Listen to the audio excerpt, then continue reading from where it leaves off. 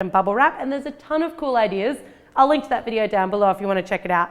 I've got some cookies and cream blocks, some plain white chocolate blocks, some white chocolate Lindt balls, some little white chocolate wafers, and some Raffaellos, as well as some Tim Tams. Pick whatever you like, but think about the amount of height you want to add to your cake. First up, I've got my chocolate at room temperature, so it's not just out of the fridge. I'm going to take a sharp knife and I'm going to cut diagonally. So I'm just going to rock the knife back and forth. One broke, but the other one is a beautiful long triangular shard of chocolate. And I want to form just a bit of a guide hole. This is going to go relatively close to the back, but not right along that back edge. It needs a bit of cake to hold it in place so it doesn't drag back and pull a hole in the cake.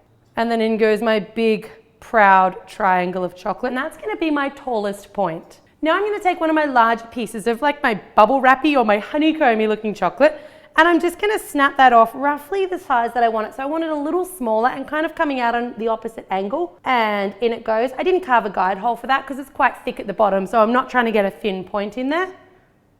Some of our cookies and cream bars.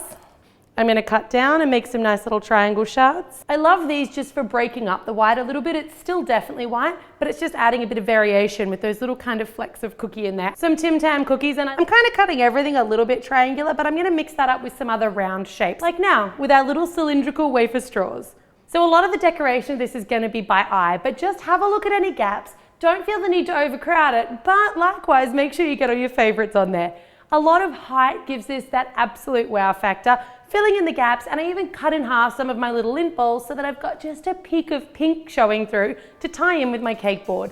I've seen this style of cake everywhere, and there is nothing about this cake that a white chocolate